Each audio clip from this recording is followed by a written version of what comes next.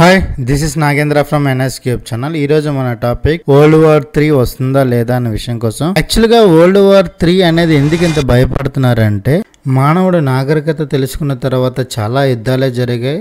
ఆ యుద్ధాలన్నీ ఒక లెక్క, రెండో ప్రపంచ చివరిలో జరిగిన సంఘటన ఒక లెక్క. ఎందుకంటే అంతవరకు చనిపోయిన ప్రజల కన్నా ఒక్క బాంబు మానవ మనుగడే అంతవయ్యే ప్రమాదం ఒక్క బాంబులో ఉందని తెలిసిన ప్రపంచం మొత్తం యుద్ధం చేయకూడదనే నియమంతోనే ముందుకు సాగాయి, అభివృద్ధి వైపు అడుగులు వేశాయి. కానీ యుద్ధాలు చేసే పరిస్థితి ఎందుకు ఏర్పడింది, మళ్ళీ ఆ యుద్ధాలు మూడో ప్రపంచ యుద్ధం వైపు ఎలా అడుగులు వేస్తాయన్న విషయం ఈ వీడియోలో మనం తెలుసుకుందాం. ఈ మధ్యన మన న్యూస్ ఛానల్స్ లో ఎక్కువ చూస్తున్న యుద్ధం ఇరాన్ ఇజ్రాయెల్ యుద్ధం, కొంచెం ముందుకు వెళ్తే ఇండియా పాకిస్తాన్ యుద్ధం, ఇంకొంచెం ముందుకు వెళ్తే ఇజ్రాయెల్ గాజా కాన్ఫ్లిక్ట్, కొంచెం ముందుకెళ్తే రష్యా యుక్రెయిన్ వార్ ఉంది. ఇవే కాకుండా Sudan civil war, Myanmar civil war, Syrian civil war, Yemen civil war, ఇలాంటివి చాలా ప్రపంచం మొత్తం కాన్ఫ్లిక్ట్ వార్లతో నిండిపోతుంది. మెయిన్ గా చైనా తైవాన్ వార్ కూడా యుద్ధానికి సై అంటే సై అంటున్నాయి. తర్వాత నార్త్ కొరియా సౌత్ కొరియా సై అంటే సై. ఇలాంటివన్నీ జరుగుతున్నాయి, కానీ వరల్డ్ వార్ 3 మాత్రం స్టార్ట్ అవ్వలేదు.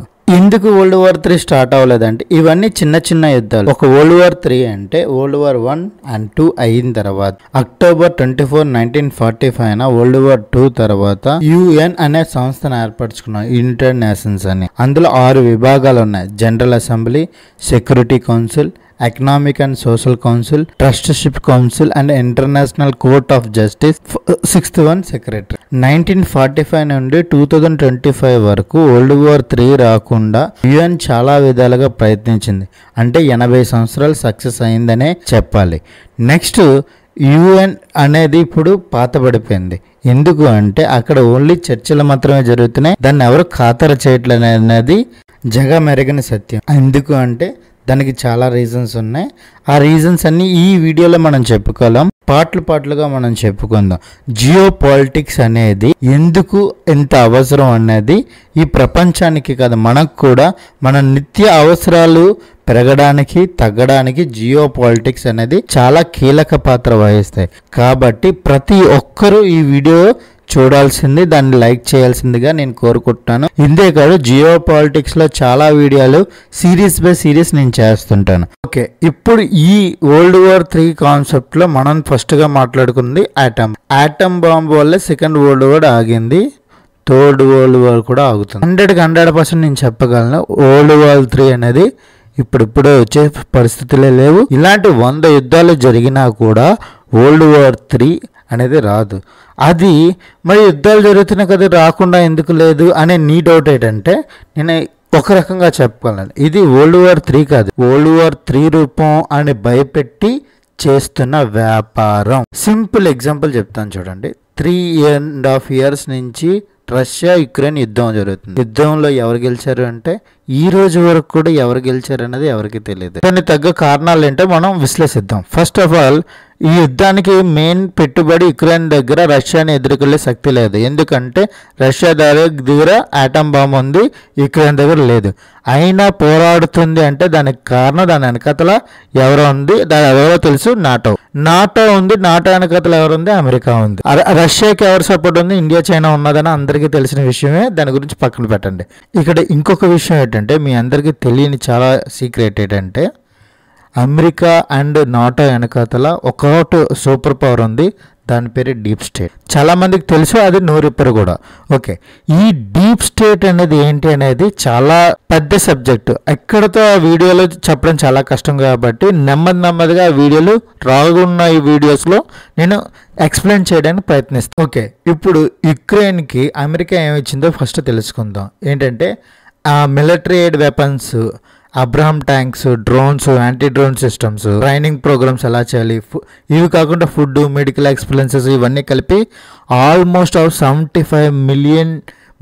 Billion US$ ఇచ్చిందనమాట. ఎందుకు ఇస్తుంది తర్వాత మీకు క్లారిటీగా చెప్తాను. నెక్స్ట్ నాటో ఏమిచ్చింది? Leopard 2 tanks, Challenger 2 tanks and F-16 fighter jets ఇలాంటివన్నీ ఇచ్చింది. అమెజాన్స్, వెహికల్స్, ఇంటెలిజెన్స్ సపోర్ట్ కూడా ఇచ్చింది. ఇవన్నీ ఎందుకు ఇస్తుంది అనేది కూడా మీకు క్లియర్గా ఎక్స్ప్లెనేషన్ చెప్తాను. దానికి కారణం ఒకే ఒక పర్సన్, పుతిన్, వ్లాదిమిర్ పుతిన్. ఎందుకు అంటే వ్లాదిమిర్ పుతిన్ ఇండియాకి మంచి స్నేహితుడే, కాకపోతే ప్రజాస్వామ్యానికి కాదు.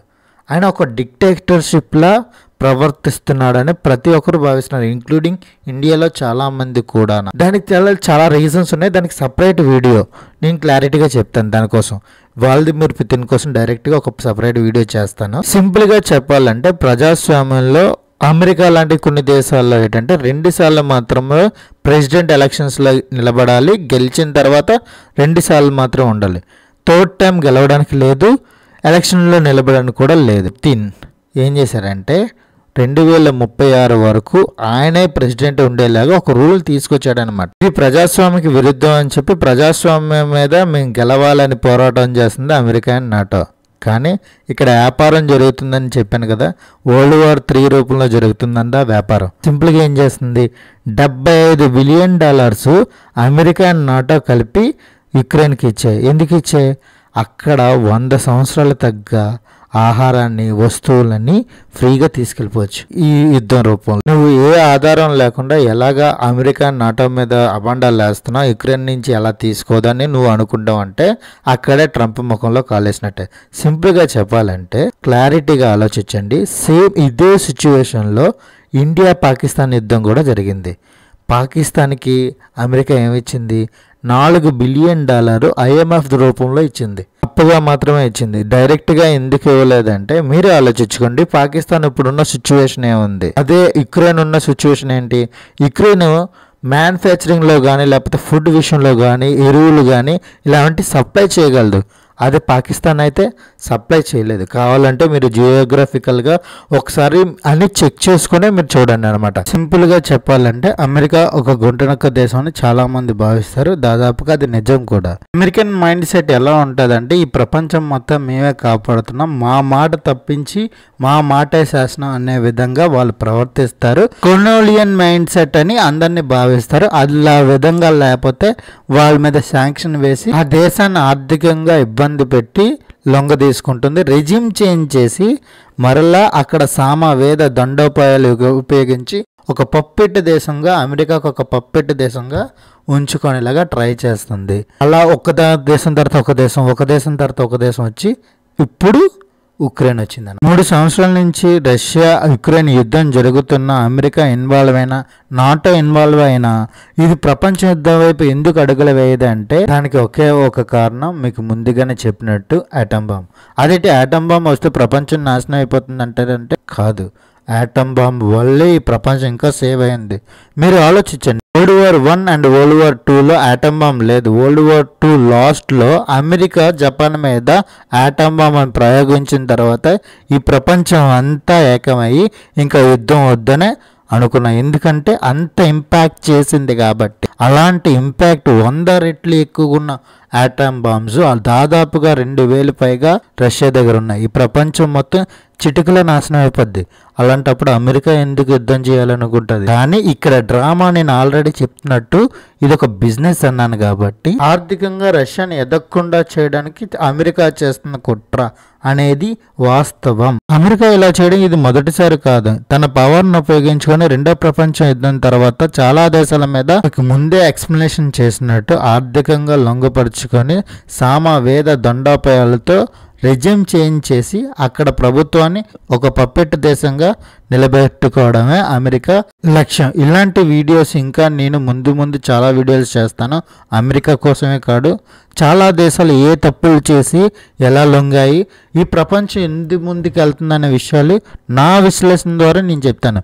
మీరు అనొచ్చు, ఇంత నింద అమెరికా మీద ఎలా వేసేస్తున్నావు అంత త్వరగా అని అంటే, మీరు ఒక్కసారి టీవీ ఆన్ చేసి కొంతమంది ఎక్స్పర్ట్స్ చెప్పిన విశ్లేషణ వినారనుకోండి, మీరు క్లియర్గా అర్థమవుతుంది అమెరికా యొక్క విధి విధానాలు ఏమిటని. వాళ్ళ చెప్పిన దాన్ని నేను విశ్లేషించి నాకు కొన్ని పాయింట్స్ తెలిసినవే ఈ వీడియోలో పెట్టాను తప్ప నేను ఏదో సొంతంగా చెప్పినవైతే కాదు. అలా చెప్తున్న వాటికి ప్రూఫ్స్ కూడా నేను వీడియో రూపంలో మీకు అందించాను. ఒకసారి దాన్ని కూడా విశ్లేషించండి. ఇంకొక విషయం, ఈ వీడియోని ఒక నాలెడ్జబుల్గా తీసుకొని నా నుండి మరిన్ని వీడియోలు వచ్చేటట్టు మీరు ప్రోత్సహిస్తారని నేను విశ్లేషిస్తున్నాను. This is Nagendra from NS Script channel. Please subscribe my channel. Thank you for watching. Thank you.